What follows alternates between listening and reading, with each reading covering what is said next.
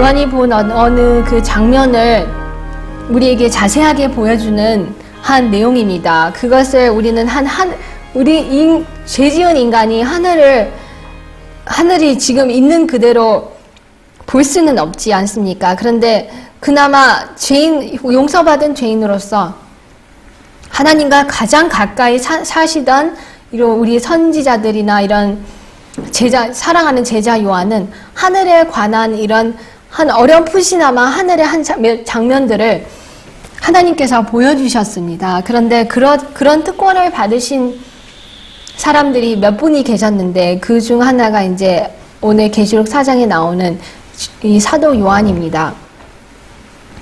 그래서 오늘은 계시록 4장에서 그 장면들을 놓고 같이 공부를 하겠습니다.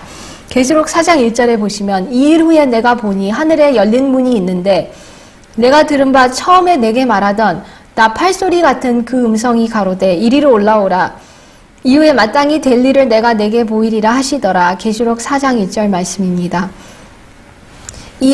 계시록 4장 1절은 사도 요한이 계시록 1장에서 보셨던 그 장면을 다시 한번 약간 되새김질하는 그런 것 같은 느낌을 우리가 받을 수 있습니다. 사랑하는 사도 요한이 반모에 홀로 있을 때 그 첫 계시 가운데 1장에 나오는 그 계시 가운데 그리스도 예수님과 만났던 그 실제적인 만남을 통해서 그는 하늘과 더 가까워졌습니다. 그래서 그 후에 이제 이 7 교회에 관한 이런 여러 계시들을 받았는데 또 그 후에 보니 이제 그 첫 번째 계시 이후에 이제 다음에 주어진 계시가 계시록 4장 1절입니다. 우리가 돌로 침을 당한 스데반을 기억하실 때 사람들이 비록 그 몸을 돌로 쳐 죽이고 있을지라도 그의 영은 아직도 너무나도 생생하게 살아있어서 하늘을 자기의 고통받는 몸을 넘어서 하늘이 열린 것을 보았습니다. 하늘이 열린 것을 보았을 때 하나님의 아들 또는 인자가 하나님의 오른편에 서 계신 것을 보게 되었습니다. 그래서 그 고통받는 제자와 함께 서 계신 그리스도를 스데반은 보았는데요. 이 요한은 비록 그때 스데반처럼 돌로 침을 받고 있지는 않았지만 어쨌든 그리스도를 위하여 고난을 받는 중에 이 바모라는 섬에 혼자 갇히게 되었었습니다. 그렇게 고통받는 또 그걸 영광으로 생각한 사도 요한의 그 마음의 간절함이 예수님의 마음에게 다시 그게 전해져서 예수님께서 이리로 올라오라. 내가 이 후에 될 일을 내게 보이리라고 이렇게 말씀하셨던 것입니다. 영적인 것들은 영적으로, 그러니까 영적인 것은 영적으로라야 분별한다는 그런 말씀이 있지 않습니까?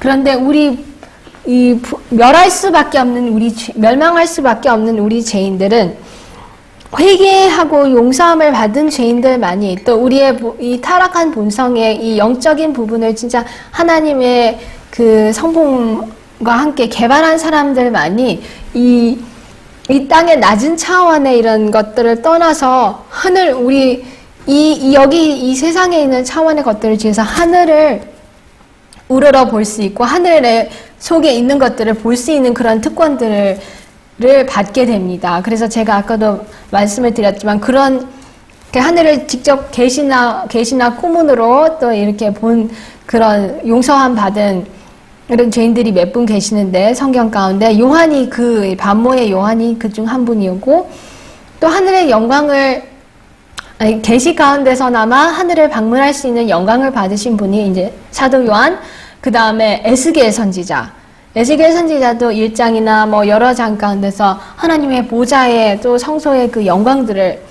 계시를 하셨습니다. 그리고 이제 여기 이사야도 그랬고 예레미야도 그랬고 또 가장 최근에는 우리 예수의 영이라고 불리는 우리 엘렌 화이트 여사도 계시 가운데서 하늘의 아름다움을 보게 되었습니다. 그런데 모세 또한 이 미디안 광야에서 하늘과 가까이 교제를 했을 때 하나님께서 이 불붙은 떨기나무 가운데서 자신을 나타내셔서 너의 서는 것은 거룩한 곳이니 너의 발에 신을 벗으라고 그렇게 하셨습니다. 그래서 요한이 지금 묘사하고 있는 이런 장면들은 우리가 모세와 같은 정신으로 우리의 신을 벗고 진짜 신성한 마음으로 우리 앞에 펼쳐진 이런 장면들을 우리가 이 말씀에서나마 우리가 같이 하늘에 한번 들어가 보시는 또 그런 경험을 하시기를 간절히 이 시간 기도합니다. 계시록 4장 2절에 보시면 내가 곧 성령에 감동하였더니 보라 하늘에 보좌를 베풀었고 그 보좌 위에 앉으신 이가 있는데, 사도 요한이 이렇게 묘사를 했습니다. 그래서 하늘에 이리로 올라오라 내가 이후에 될 일 내게 보이리라, 이렇게 그 말씀을 하시자마자 사도 요한이 이렇게 딱 올라갔을 때 성령의 감동을 받았을 때 보인 것이 하늘에 있는 보좌입니다. 그래서 우리가 하늘나라에 갈 때 우리가 제일 먼저 기억해야 될 것은 우리가 어렸을 때부터 예수님을 믿는 사람이라면 하늘나라 가면 면류관 쓰는 내 아버지 집, 그런 노래도 불렀고요. 또 맛있는 음식을 먹고 죽지 않고 동물들하고 놀고 날개 타고 날아다니고, 이런 것들은 그 부수적인 것들이고요. 우리가 하늘의 중심은 그 하늘의 보좌를 베풀어 앉아 계신 하나님 아버지, 또 그분의 독생자이신 예수님이시라는 것을 우리가 기억을 해야 합니다. 우리가 하늘나라에 가는 이유도 우리를 사랑하사 우리 피로 우리를 사신 이 두 분들 때문에 거기에 가는 것이고 거기에 와 있는 것이라는 그 사실을 항상 기억을 했으면 좋겠습니다. 그래서 요한 역시 하늘에 딱 그의 눈이 열리자마자 바라본 것은 다른 금도성, 금거리 이런 것이 아니라 하늘의 보좌에 앉아 계신 하나님 아버지였습니다. 이 하늘의 보좌에 앉아 계신 이 분께서는 전능하시고 절대적인 군주이시지만 또 언약을 지키시는, 우리가 아버지라고 부를 수 있는 하나님 아버지이십니다. 그분에 대해서 계속 사도 요한은 제가 아까 에스겔 선지자도 이 비슷한 장면을 보게 됩니다. 각각의 선지자가 약간 묘사하는 그 방식이 다르기는 하지만 같은 장면을 묘사하고 있는 것입니다. 에스겔 1장 26절에 보시면 그 머리 위에 있는 궁창 위에 보좌의 형상이 있는데 그 모양이 남보석 같고 그 보좌의 형상 위에 한 형상이 있어 사람의 모양 같더라. 그래서 여기 이 두 선지자께서 하늘에 계신 아버지, 그 보좌에 계신 하나님의 형상을 묘사하신 것입니다. 비록 죄인은 직접적으로 그분의 똑똑히 그 형상이나 그분의 얼굴을 볼 수는 없지만 분명히 하나님 아버지께서는 개체를 가지고 계신 형상이 있으신 분이시라는 것을 알게 됩니다. 이 기독교 가운데서 가르쳐지고 있는 또 많은 이 개신교들이 잘못 알고 있는 한 교리 가운데 이 삼위일체 교리에서는 이 많은 개신교회들의 삼위일체 교리는 하나님은 형상이 없으신 분이라고 그렇게 말을 하고 있습니다. 그렇지만 우리 성경에서는 분명히 아버지 하나님도 형상이 있으시고 예수 그리스도 그분의 독생자는 그분의 본체 형상이시라는 것을 우리에게 똑똑히 말씀해주고 있습니다. 계시록 10장 1절에도 보시면 이에 내가 보니 그룹들 머리 위 궁창에 남보석 같은 것이 나타나는데 보좌 형상 같더라. 계시록 10장 1절 말씀입니다. 그리고 다니엘 선지자도 한 보좌가 하늘에 있는 것을 보게 되었습니다.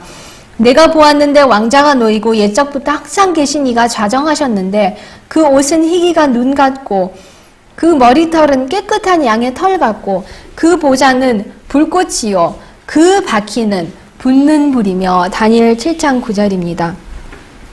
그래서 하늘의 중심은 하나님의 보좌에, 근데 그 하나님의 보좌의 중심은, 온 하늘의 중심은 우리 하나님 아버지이시고, 근데 이 우주의 원칙은 하나님 아버지와 예수님이 비록 우주의 중심이시지만 이 두 분은 자신들을 위해서 살지 않고 끊임없이 온 우주 만물을 붙들고 계시고 남들을 위해서 항상 봉사하시는 그런 분이신 것을 우리가 성경과 예언의 말씀에서 볼 수 있습니다.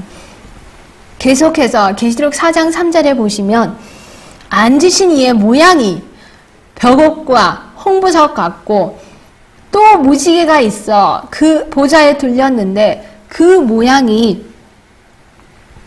녹보석 같더라.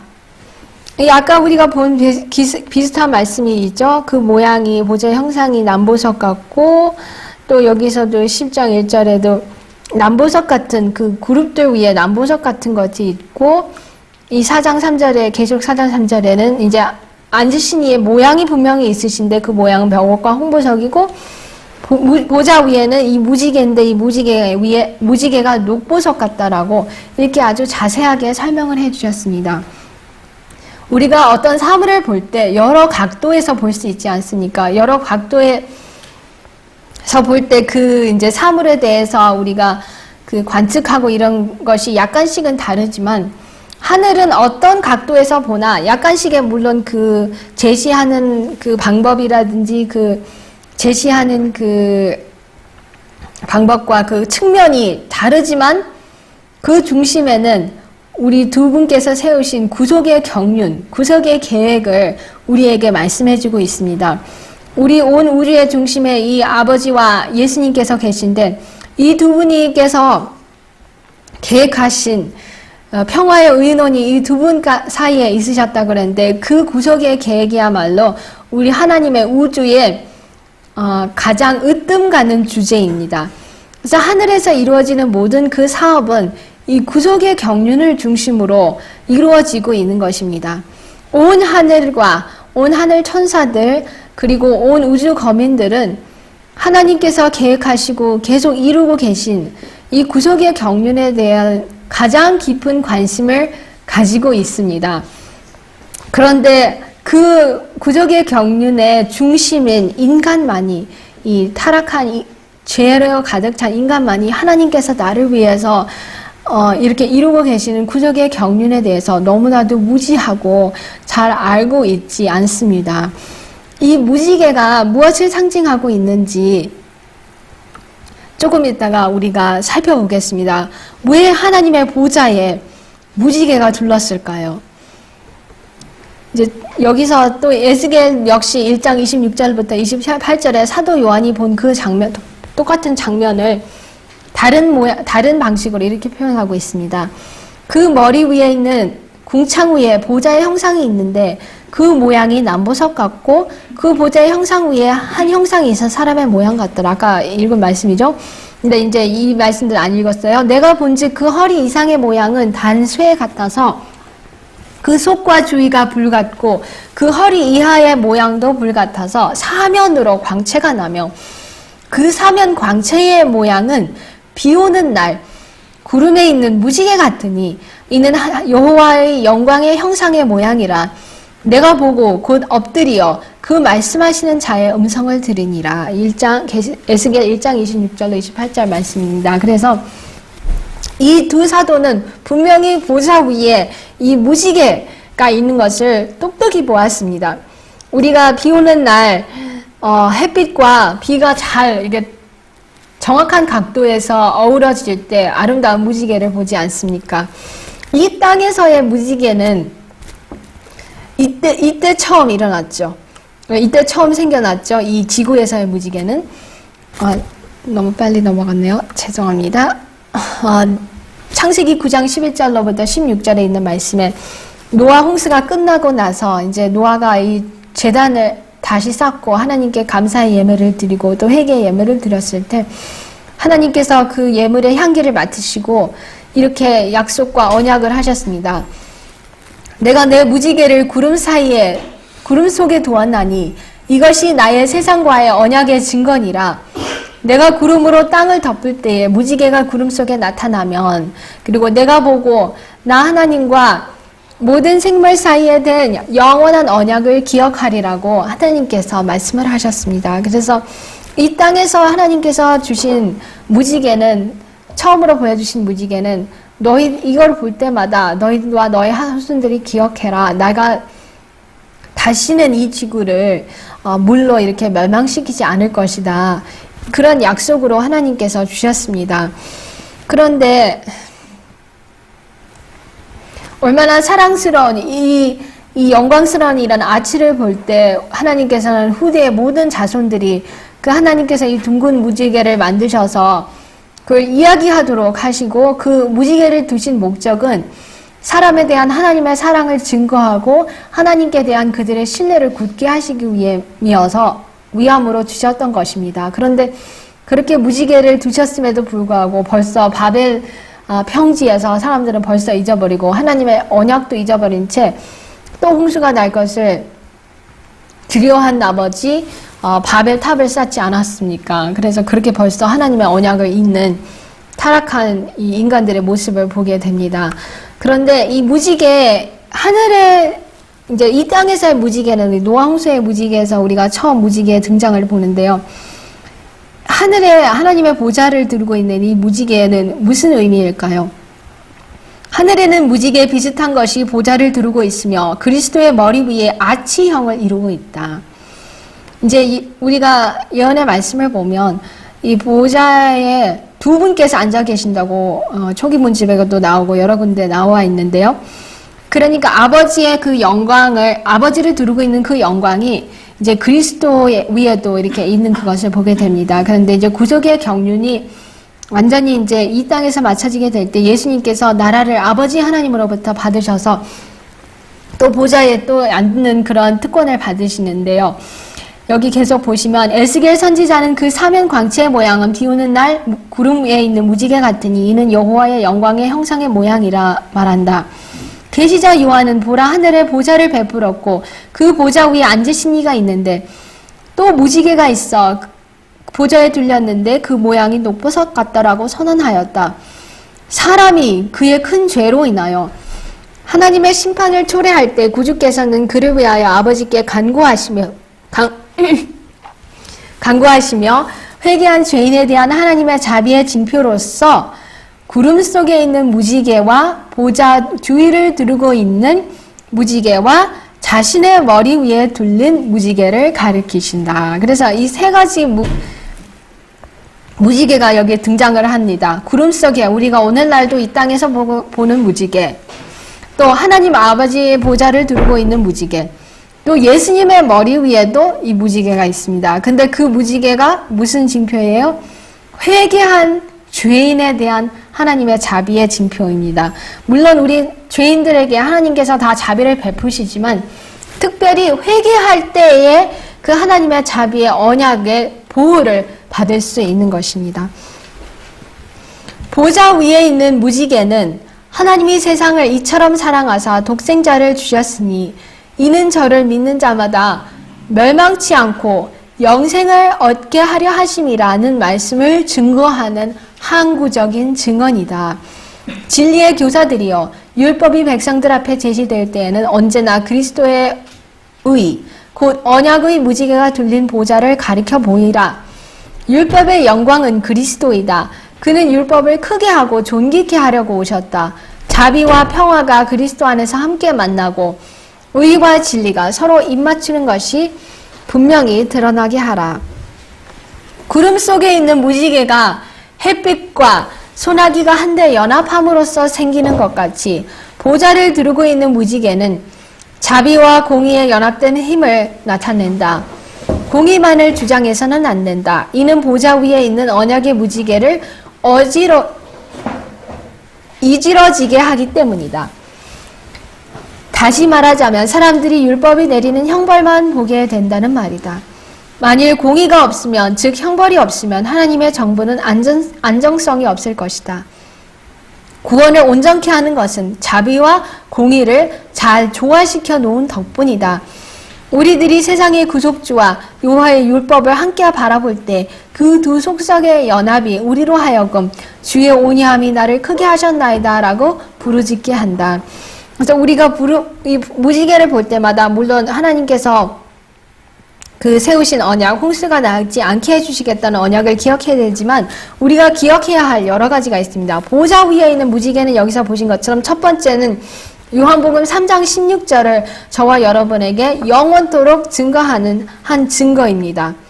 하나님께서 여기서 이 보좌 위에 있는 무지개는 하나님이 세상을 이처럼 사랑하사를 증거하는 항구적인 증언이라고 하셨는데 하나님께서 아들을, 그분의 하나밖에 없는 아들을 주신 이유는 이 자비와 공의가 연합된 그것을 이루시기 위해서 아들을 주신 거였어요. 하나님께서, 우주의 하나님께서 못하실 일이 없으시거든요.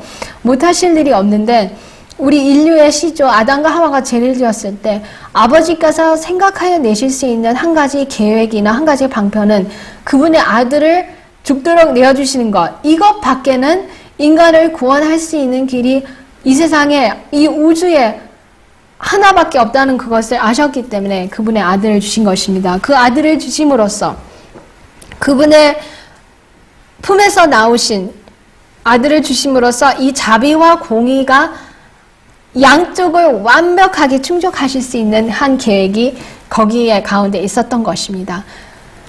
그런데 그래서 무지개가 햇빛과 소나기가 이 두 가지가 이루어질 때 무지개가 이르는 것처럼 이 하나님 아버지의 보좌 위에 있는 무지개는 이 하나님의 아들을 주신 것인데 그 아들을 주심으로써 자비와 공의를 한 데서 충족시켰다. 이것을 보여주는 한 증언입니다.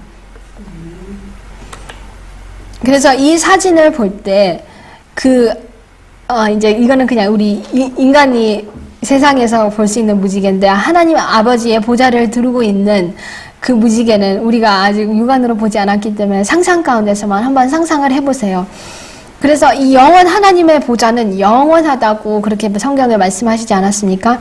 그러면 그 보좌 위에 있었던 무지개 역시 영원히 있었을 것입니다. 그래서 우주에 모든 만물이 있고 모든 생물이나 존재들이 있기 전에 이 두 분, 하나님 아버지와 아들께서 우리 인간이 생각할 수 없는 그런 영광 가운데 계신 두 분이 두 손을 맞잡고, 제가 그 말씀도 있는데 제가 안 넣었네요. 그 예언의 말씀 가운데 그런 말씀이 있죠. 이제 손을 맞잡고 우리 인류를 구원하시기 위한 이 무지개 밑에서 그 인류를 구원하시기 위한 평화의 의논을 계획을 하셨습니다. 그래서 이 무지개의 찬란한 이 빛 가운데서 비치는 이 모든 그 색깔들은 하나님의 자비와 공의와 그 사랑을 우리 인간에게 항상 보여주고 있는 것입니다. 그래서 우리가 무지개가 구름 사이에 있으리니 내가 보고 나 하나님과 땅에 무릇 혈기 있는 모든 생물 사이에 된 영원한 언약을 기억하리라.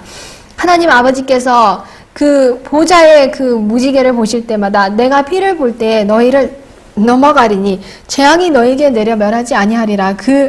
우리 인간이 회개할 때 우리 하나님 아버지 위에 있는 그 무지개는 우리가 멸망당하지 않고 우리를 이렇게 보호해 주시겠다는 그 언약의 한 보증입니다. 출애굽기에 나왔던 그 12장 13절의 말씀처럼 거기 비슷한 말씀이 또 있어요. 하늘 높은 보좌를 둘러 있는 언약의 무지개는 하나님이 세상을 이처럼 사랑하사 독생자를 주셨으니 이는 저를 믿는 자마다 멸망치 않고 영생을 얻게 하려 하심이니라는 사실에 대한 영원한 증거이다. 이것은 하나님께서 죄와 더불어 투쟁하고 있는 그의 백성을 결코 버리지 않으시리라는 것을 우주에 증언하고 있다. 이것은 보좌 자체가 존속되는 한 우리에게 힘을 주시고 보호해 주실 것이라는 한 보증이다. 소망 493쪽 말씀이었습니다. 또 보좌에 둘린 무지개는 하나님께서 참되신 분이며 그에게는 변역하심이나 회전하는 그림자도 없으시다는 보증이다. 우리는 범죄하였고 그의 은총을 받을 아무 자격도 없지만 그분은 친히 우리의 입술에 주의 이름을 위하여 우리를 미워하지 마옵소서, 주의 영광의 위를 욕되게 마옵소서, 우리와 세우신 주의 언약을 기억하시고 패하지 마옵소서라는 가장 귀한 기도를 넣어주셨다. 우리가 그분에게 나아가 우리의 죄와 무가치함을 자복할 때에 그는 우리의 부르짖음에 귀를 기울이시겠다는 보증을 주셨다.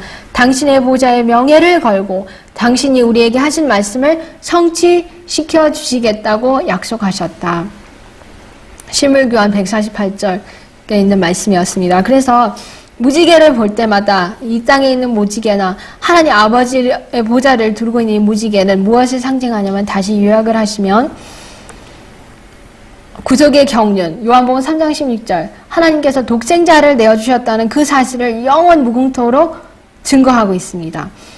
두 번째는 자비와 공의에 연합된 힘을 상징하고 있습니다. 왜냐하면 그 주신 이유가 자비도 충족시켜야 되고 공의도 충족시켜 주셔야 되기 때문에 하나님의 아들을 독생자를 내어주셨던 것입니다. 죄인을 위해서. 그것도 세 번째는 우리의 죄와 무가치함을 자복할 때에 이 하나님께서는 우리의 부르짖음에 귀를 기울이시겠다는 보증입니다. 또 하나님께서 참되신 분이며 그에게는 변역하심이나 회전하는 그림자도 없으시다는 보증이고요. 우리에게 힘을 주시고 보호해 주실 것이라는 한 보증입니다. 그래서 그분께서 하신 모든 약속은 그분의 사심을 가리켜 그분께서 맹세하신 것처럼 우리가 절대적으로 신뢰할 수 있다는 한 약속입니다. 또 그래서 계속 사도 요한이 이렇게 말씀하십니다. 또 보좌에 들려 이제 하늘에 딱 올라갔을 때 그 보신 것이 보좌이고 그 보좌 위에 계신 아버지이시고 보좌를 두르고 있는 무지개를 보셨어요. 그래서 그 온 우주의 중심은 아버지와 그 아들이고 그 두 분께서 이루신 구속의 경륜이라는 것을 또 그 구속의 경륜의 약속을 우리 회개한 죄인들에게 다 항상 이루고 계신다는 것을 사도 요한은 봅니다. 두 번째로 본 것은 보좌에 둘려 24보좌들이 있고 그 보좌들 위에 24장로들이 흰옷을 입고 머리에 금 면류관을 쓰고 앉았더라. 그 다음 본 장면은 이 24장로들이 24보좌에 앉아 있는 것입니다. 한국어는 그대로 번역을 했어요. 보좌로. 네, 그러면 우리가 이분들이 과연 누구이신지 우리가 다음 주에 이제 계시록 5장에서도 공부를 할 거기 때문에 그때 더 자세하게 이분들이 과연 어떤 분들일까 이렇게 우리가 공부를 성경에서 하겠는데 어쨌든 지금 요약해서 말씀드리면 이 24장로들은 모든 나라와 족속과 방언과 백성 가운데서 그리스도의 피로 구속함을 받고 그분의 의의 흰옷을 입고 승리의 면류관을 얻으신 그런 분들이에요. 근데 이분들은 그 모든 이 세상 가운데서 그렇게 구속함을 받은 사람들을 대표하기 위해서 예수님께서 무덤에서 부활하셨을 때 사도 바울께서 말씀하신 것처럼 그 먼저 나온 죽은 자 가운데서 먼저 일어난 물론 첫 열매는 그리스도이시지만 또 그리스도와 함께 일어나신 우리가 마태복음이나 또 고린도전서 뭐 이런 여러 군데서 에베소서나 이런 데서 보는데 그 분들인 것을 우리가 이제 다음 주에 더 정확하게 말씀해서 제가 보여드릴 건데요. 그냥 오늘은 잠시 그렇게 언급을 했고요. 이것은 한 그냥 사진인데 이거는 뭐 우리 인간이 그 실제 장면을 우리가 볼 수가 없어서 어떤 사람을 그냥 상상 가운데서 그냥 이렇게 아마 그려놓았던 것입니다. 근데 그 하늘의 그 장면이 그냥 그저 이럴 것이라고만은 우리가 상상하면 안 되겠죠. 이것보다도 더 훨씬 영광스럽고 희영찬란한 그런 가운데 이 하나님 아버지와 내 생물과 24장로들과 또 수많은 천사들이 그 아버지를 옹이하고 이렇게 모시고 있는 것을 우리가 볼 수 있을 것입니다. 근데 그 장면을 이 사도 요한은 보셨습니다. 아까도 우리가 아버지께서 보좌에 앉아 계셨다고 이 성경절을 제가 이제 넣었는데요. 또 여기에 보면 내가 보았는데 왕자가 놓이고 근데 그 이제 원문을 보면 킹젠스를 보면 thrones라고 했어요. 보좌들이라고 했어요. 물론 그 하늘의 중심은 아버지께서 또 아들이 앉아 계신 그 보좌가 중심이지만 그 보좌 중심으로 왕자들이 또 있습니다. 이 다니엘 7장 9절에 보시면 그 원문에 보시면 이 왕자들이 놓였다고 왕자들이 놓이고 그 가운데 이제 예적부터 항상 계시니까 그 가운데서 좌정을 하시는 그 모습을 다니엘 7장 9절에 묘사를 하십니다. 우리가 이 땅에서 정부의 모습을 봐도 대통령이 무슨 회의를 주재할 때는 혼자 하지 않잖아요. 뭐 그 참모들이나 여러 자기 장관들을 같이 놓고 대통령이 이제 좌정을 하고 이제 주재를 하지만 항상 이게 같이 여럿이 앉아서 그 계획을 하고 뭐를 이제 수행을 하는 것입니다. 근데 그것 역시 항상 하나님의 정부를 사단이 보아왔기 때문에 이 땅에서도 그냥 하나님의 정부를 사단은 어쨌든 이렇게 모방을 하는 그것을 봅니다. 근데 하나님 아버지도 그 보좌에 앉아 계시지만 좌정을 하시고 그 보좌 주위에 24장로들이 이렇게 앉아 계신 것입니다. 이 동방의 원래 그 풍습에 의하면 이렇게 좀 귀빈들이 앉아서 계실 수 있는 이런 특별한 방석들 이렇게 깔아놓고 귀빈들을 모셨다는 그런 풍습이 있습니다. 그래서 이 24장로들을 위해서 이 24보좌들이 있다는 것 역시 1844년부터 시작되는 이 조사심판의 사역에 이분들 역시 예수님을 보좌하는 의미에서 또 도와주시는 의미에서 같이 참석하고 있다는 것을 우리에게 보여주고 있습니다. 계속해서 보시면 계시록 4장 5절에 보좌로부터 번개와 음성과 뇌성이 나고 보좌 앞에 7 등불 켠 것이 있으니 이는 하나님의 7 영이라. 우리가 계시록 1장에서도 이 비슷한 장면을 보았습니다. 그 보좌 앞에 있는 7 영과, 그래서 사람들은 그것을 잘못 이해를 해서 다른 해석을 하는데, 하나님의 보좌 앞에 있는 7 영은 무엇이냐면 보좌 앞에 켜놓은 7 등불인 것입니다. 7 등불이 그 7 영인데, 우리가 성소에 이 땅에 있는 모형, 이 땅에 있었던 모형의 성소를 기억해 볼 때 지성소 앞에 있었던 여러 가지 이런 물건들이 있지 않았습니까? 향단도 있었고 떡상도 있었고, 여기 보시는 대로 이 7 등대가 있었습니다. 그래서 그 역시 이 땅에 있는 성소는 하늘에 있는 참된 장막의 한 모형이었습니다. 그래서 하나님의 보좌 앞에는 이 7 등불이 이렇게 켜져 있고, 그것은 하나님의 편재하시는 하나님의 완벽한 영을 상징하고 있는 것을, 그 7 등불이 상징하고 있는 것을 우리가 보게 됐고요. 이 7 등불을 언급한 것이 또 스가랴에도 우리가 나와 있는 것을 우리가 볼 수 있습니다. 보좌 앞에 수정과 같은 유리 바다가 있고 보좌 가운데와 보좌 주위에 4 생물이 있는데 앞뒤에 눈이 가득하더라. 그 첫째 생물은 사자 같고, 그 둘째 생물은 송아지 같고, 그 셋째 생물은 얼굴이 사람 같고, 그 넷째 생물은 날아가는 독수리 같은데. 계시록 4장 7절. 이 장면을 본 선지자에서 2분이 계십니다. 이 비슷한 것을 본 선지자가 누구신지 기억하시죠? 에스겔 선지자는 구약에서 이 4 생물을 보았습니다. 그리고 이제 신약에서는 사도 요한이 4 생물을 보았습니다. 그래서 이것 역시 이 2분께서 4 생물을 보셨다는 것은 이 구속의 경륜이 놓여졌을 때 온 하늘이 그 구속의 경륜과 일치가 되었다는 것을 의미하고요. 에스겔은 초림 전에 이 4 생물을 보게 되고, 요한은 초림 이후에 4 생물을 보는데, 신약은 곧 구약을 이렇게 드러내는 것이다. 이것을 우리에게 보여주는 것입니다. 다행히 한국어 번역은 오히려 잘 됐어요. 생물이라고. 근데 영어로는 킹제임스에는 내 짐승이라고 이렇게 하는데, 올바른 번역은 이제 살아있는 생물이라는 것을 이렇게 우리에게 말씀해주고 있습니다. 한국어는 오히려 이게 번역이 제대로 됐습니다. 그 에스겔서에서 나오시는 그 4 생물도 이렇게 표현이 됐는데요. 그 속에서 4 생물의 형상이 나타나는데, 그 모양이 이러하니 사람의 형상이라 각기 4 얼굴과 4 날개가 있고, 그 다리는 곱고 그 발바닥은 송아지 발바닥 같고 마광한 구릿빛같이 빛나며, 그 사면 날개 밑에는 곧 사람의 손이 있더라. 그 4 생물의 얼굴과 날개가 이러하니 날개가 다 서로 연하였으며 행할 때에는 돌이키지 아니하고 일제히 앞으로 곧게 행하며, 그 얼굴들의 모양은 넷의 앞은 사람의 얼굴이요, 넷의 우편은 사자의 얼굴이요, 넷의 좌편은 소의 얼굴이요, 넷의 뒤는 독수리의 얼굴이니. 에스겔 1장 5절로 10절 말씀이었고요. 10장 14절에 그룹들은 각기 4면이 있는데 첫면은 그룹의 얼굴이요, 둘째만은 사람의 얼굴이요, 셋째는 사자의 얼굴이요, 넷째는 독수리의 얼굴이더라.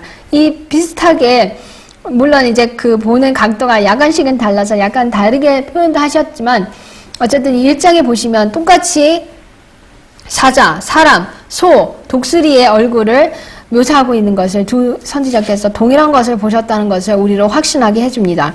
그러면 이 4 생물을 그렇게 4가지 방식으로 성경에서 표현하신 이유가 무엇일까요?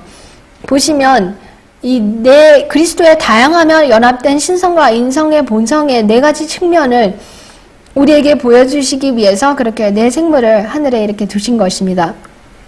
이 해석은 이제 우리 교회 선구자이셨던 헤스겔 목사님께서 이렇게 해석을 해주셨어요. 예수님께서 이 땅에 계실 때 이 4가지 본성을 이렇게 사자와도 같고 송아지와도 같고 사람과도 같고 독수리와도 같은 이 네 가지 본성을 다 혼합해서 가지고 계셨다는 것을 나타내는 것입니다. 사자의 본성, 사자 같다는 그 의미는 마태복음을 의미하고 왜 마태복음이냐면 마태복음은 하나님 아버지의 왕족의 본성, 특별히 유다 지파 다윗의 후손인 그 왕위를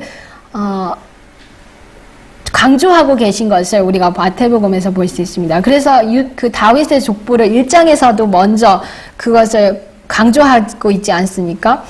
그래서 유다 지파의 사자이신 예수님, 사자가 동물의 뭐라 그러죠? 왕이라고 합니다. 그래서 왕족 이런 것을 나타내는데 그것을 이제 나타낸 것이고, 송아지라는 것은 자기를 낮추시고 죽기까지 복종하신 종이신 예수 그리스도. 우리 송아지, 소는 사람들이 제가 그런 말 들었어요. 소띠, 물론 우리가 띠를 상관하지는 않아요. 띠를 믿지도 않지만 근데 소띠를 가지신 분이 어떻게 말씀하시더라고요. 자기가 소띠라서 평생 일밖에 안 하고 산다고 이런 말씀을 하더라고요. 근데 소는 어쨌든 일하기 위해서 우리가 옛날부터 사용한 짐승이지 않습니까? 종과 같이 묵묵히 자기에게 주어진 의무를 묵묵히 항상 하는 이런 짐승입니다. 그래서 이 마가복음, 이 사복음서에서 마가복음은 송아지처럼 자신을 낮추시고 종의 종으로 낮추시고 자신을 인류를 위해서 봉사하시는 종같으신 예수님의 모습을 우리에게 나타내주고 있는 것입니다. 제 세 번째는 이제 사람인데 사복음 중에서도 누가복음이고 인성을 취하신 예수 그리스도. 우리 예수님은 당연히 이제 신성에다 인성을 입으셨는데 이제 신성을 인성으로 가리고 우리에게 나타나셨는데 이 누가복음은 인성의 그 인자이신 예수님의 여러 측면을 우리에게 보여주고 있습니다. 그리고 이제 네 번째는 독수리인데요. 독수리는 또 요한복음을 이제 사복음서에서도 요한복음의 예수님의 거기에 나오시는 예수님의 모습인데 이 여호와의 눈은 온 땅을 두루 감찰하사 이 역대하 16장 9절과 그 눈은 불꽃 같으신 신성의 품성을 가지신 제가 여기 오타가 나왔습니다. 가지신 예수 그리스도를 우리에게 이렇게 나타내고 있는 것입니다. 그래서 이 네 생물이 이런 측면을 우리에게 이렇게 보여주고 있는 것입니다. 그렇게 해석하신 분도 있었고 또 우리 우라이아 스미스는 이렇게 말씀을 하셨어요. 네 생물의 여러 또 다른 의미는 사자를 볼 때 우리가 힘이 세고 강렬합니다. 또 예수님의 아버지 하나님을 향한 하나님을 사랑하는 그 애정의 강렬함을 나타내고요. 송아지는 인내하잖아요. 묵묵히 의무를 수행을 하는데 우리 예수님께서 의무의 요구들을 수행하기 위해서 인내하시는 그 모습. 또 사람인 것은 사람이라는 그 만물의 영장은 이성과 사고력이 있기 때문에 사람이지 않습니까? 근데 하나님께서 우리에게 이성과 사고력을 주신 것은 신성의 뜻을 분별하고 깨달으라고 이 이성을 주셨습니다. 그런데 우리가 독수리는 이렇게 신속하게 날아가는 것은 순종할 때, 하나님의 뜻을 우리가 순종하고, 또 순종할 때 잘 분별해서 신속하게 하라는 그것입니다. 우리가 이 네 가지 측면을 예수님에서 볼 수 있습니다. 예수님께서는 하나님을 목숨을 다해서 사랑하셨죠. 인내력 있게 그의 모든 의무 요구들을 수행하셨죠. 항상 신성의 뜻을 분별하셨죠. 항상 신속하게 아버지를 순종하셨습니다. 근데 그것을 예수님에게서 보는데 우리 인간도 그 모든 이 네 가지 측면을 닮아야 된다는 것을 보십니다. 이 네 생물은 계속 무엇을 외치냐면 네 생물이 각각 6 날개가 있고 그 안과 주위에 눈이 가득하더라. 그들이 밤낮 쉬지 않고 이르기를 거룩하다 거룩하다 거룩하다 주 하나님 곧 전능하신 이시여 전에도 계셨고 이제도 계시고 장차 오실 자라 하고 계시록 4장 8절 쉬지 않고 이것을 외칩니다. 그런데 요한 웨슬리는 뭐라고 이것에 대해서 말씀하셨냐면 이것은 참 그러니까 우리가 휴식을 생각할 때 뭐를 쉰다고 생각할 때 기쁘잖아요. 편하고. 근데 이것은 여기서는 휴식이 없이 계속 외치는 거잖아요. 휴식이 없이 외쳐도 이것은 행복한 거예요. 쉴기 없는 것 같아도 그런 행복함 unrest를 어떻게 표현해야 될지 모르겠는데, 그러니까 휴식이 없는 상태이지만 행복한 그런 상태인 것을 우리 요한 웨슬리 목사님께서 그렇게 말씀하셨어요. 우리 인간은 쓸데없는 말은 계속 말하면 주저주저 이렇게 이야기를 하면 피곤하고 우리가 실증을 느끼지만, 하늘에 있는 우주 만민들은 하나님을 찬양하는 데는 결코 지루함을 느끼지 않는 것을 우리가 봅니다. 그 생물들이 영광과 존귀와 감사를 보좌에 앉으사 세세토록 사시는 이에게 돌릴 때에 24장들이 보좌에 앉으신 이 앞에 엎드려 세세토록 사시는 이에게 경배하고 자기의 면류관을 보좌 앞에 던지며 가로되, 계시록 4장 9절 10절 말씀인데, 우리 주 하나님이여 영광과 존귀와 능력을 받으시는 것이 합당하오니 주께서 만물을 지으신지라. 만물이 주의 뜻대로 있었고 또 지으심을 받았나이다 하더라. 이렇게 하나님 아버지께 경배와 찬양과 감사를, 영광을 돌리는 것을 봅니다. 그런데 우리 세상 사람들은 가끔 이런 질문을 하는 걸 들어요. 왜 우리가 하나님을 믿습니까? 얼마 전에는 이 신앙 예배를 하다가 어떤 사람이 이제 지나가면서 우리 아프리카 TV 방송하는 것을 보고 이렇게 이제 약간 비꼬기 위해서 썼더라고요. 뭐라고 쓰냐면, 하나님을 왜 믿으세요? 계시지도 않은데. 계시지도 않은 하나님께 왜 경배하세요? 이렇게 비꼬면서 살짝 나가더라고요. 그래서 제가 대답을 써줘도 그 대답 아마 보지도 않고 나간 것 같은데, 우리 인간들은 이런 질문을 해요. 왜 우리가 인간이 하나님을 경배해야 되나? 여기에 이렇게 정확하게 말씀을 하십니다. 하나님을 경배할 의무는 그분께서 창조주가 되시며 만물이 그분 때문에 존재하게 되었다는 사실에 근거를 둔다. 성경이 하나님께서 이방의 신들보다 나으며 존경과 예배를 받으시기에 합당한 분이심을 기록할 때마다 반드시 그분의 창조력의 증거를 두어 말한다. 높임 51쪽 말씀이었습니다. 하나님을 없다고 그렇게 비꼬고 조롱하는 사람들이지만, 그런 사람들이 죽음 앞에 있을 때는 뭐를 외치죠? 하나님 저 살려주세요 이래요. 자기 죽기 싫어요. 자기들의 심장을 자기들이 뛰게 할 수 없다는 것을 인정을 안 하지만 죽어가는 순간에는 인정을 해요. 하나님을 찾아요. 그런데 우리의 심장의 박동수를 우리는 단 한 번도 우리의 마음대로 우리가 주관을 할 수가 없습니다. 그래서 하나님을 우리가 경배하는 이유는 우리를 지으시고 두 번째는 우리를 구속하신 분이시기 때문에 우리가 경배를 하는 것입니다. 만방의 모든 신은 헛것이요 여호와께서 하늘을 지으셨음이로다. 시편 95편 5절. 그런즉 너희가 나를 누구에게 비기며 나로 그와 동등히 되게 하겠느냐? 너희는 눈을 높이 들어 누가 이 모든 것을 창조하였나 보라. 여호와는 하늘을 창조하신 하나님이시며 나는 여호와라. 나 외에 다른 이가 없느니라. 또한 시편 기자는 여호와가 우리 하나님이신줄 너희는 알지어다. 그는 우리를 지으신 자시요 우리는 그의 것이니 오라 우리가 교표 경배하며 우리를 지으신 여호와 앞에 무릎을 꿇자. 그래서 하나님께서 우리의 창조주심으로 우리가 그분을 경배해야 된다는 진리가 존속하는 한 안식일도 또한 그 증거와 기념으로 존속되어야 한다. 만일 인류가 오늘날까지 안식일을 지켜왔을 것 같으면 그들의 생각과 애정이 창조주께 집중되어 주님께서는 존경과 예배의 대상이 되셨을 것이며 우상 숭배와 무신론자와 회의론자가 결코 생겨나지 않았을 것이다. 안식일 준수는 하늘과 땅과 바다와 물들의 근원을 만드신 참 하나님께 대한 충성의 표이다.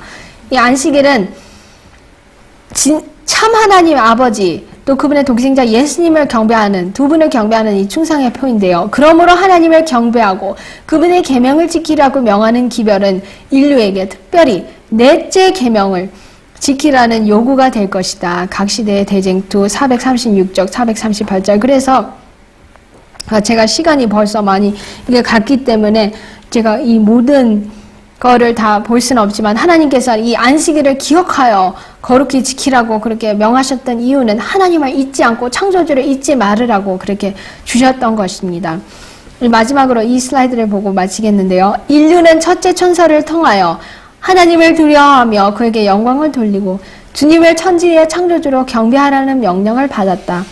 사람이 이 일을 하려면 하나님의 계명을 지켜야 한다. 현인은 하나님을 경외하고 그 명령을 지킬지어다. 이것이 사람의 본분이니라 고 말한다. 하나님의 계명을 지키지 아니하면 어떤 예배로도 하나님을 기쁘시게 할 수 없다. 하나님을 사랑하는 이것은 이것이니 우리가 그의 계명들을 지키라. 그 일을 돌이키고 율법을 듣지 아니하면 그의 기도도 가증하니라. 각 시대의 대징투 435, 436쪽 말씀이었습니다. 그래서 우리가 이 인간 세계는 아직도 하나님의 계명을 이제 양심 가운데 약간은 남아 있어요. 근데 주로 남아 있는 것이 무엇이냐면 5제부터 10번째는 그래도 정확하게는 남아지 않고 어렴풋이나마 뭐 부모를 공경해야 되고 살인하면 안 되고 도둑질을 하면 안 되는 거, 이걸 어렴풋이나마 각 모든 나라들은 어렴풋이나마 그 나라의 법 가운데서도 지키지만 제일 중요한 하나님께 대한 이 의무, 첫째부터 넷째의 계명을 우리 인간 사회는 거의 대부분을 잊어버렸습니다. 사단이 그것을 노리고 있는데요. 우리 하나님의 백성들은 특별히 모든 계명을 우리가 회복해야 되고요. 그 계명을 하나님을 우리가 이 계시록 4장 11절처럼 주님께 그렇게 경배를 드리기 위해서는 그분의 계명을 진짜 기억해서 지키는, 또 그분께 영광 돌리는 우리 모두가 되기를 기도하면서 마치겠습니다. 기도하겠습니다. 하늘에 계신 우리 아버지, 다시 한번 오늘 이 귀한 안식일을 우리에게 허락하여 주시니 감사합니다. 주님께서 이 사도 요한을 통해서 하늘의 몇 장면들을 보여주시고 우리도 그 장면들을 이 계시록의 말씀을 통해서 조금이나마 보게 해주심을 감사합니다. 온 우주 만물은 구속의 계획을 이루시고 희생하신 이 두 분, 곧 아버지와 아들을 경배하고 이 두 분을 섬기고 모시고 있는 사실을 보게 됩니다. 우리 하나님 또 그분을 온 마음을 다해서 항상 기쁨으로 섬기는 것을 보게 됩니다. 우리가 그동안 하나님의 계명을 무시하였던 모든 것을 용서해 주시옵시고 하늘의 정신에 우리가 같이 참여하여서 우리 내 생물과 또 24장로들처럼 주님의 피로 구속함을 받고 회개한 죄인들이 하나님의 율법을 또 주님의 은혜로 지킴으로 그 경배에 늘 참석할 수 있도록 도와주시고 이 안식일도 하늘이 예배드리는 것처럼 주님께 예배드리는 시간이 되게 하여 주시옵기를 예수님의 귀하신 이름으로 기도합니다. 아멘.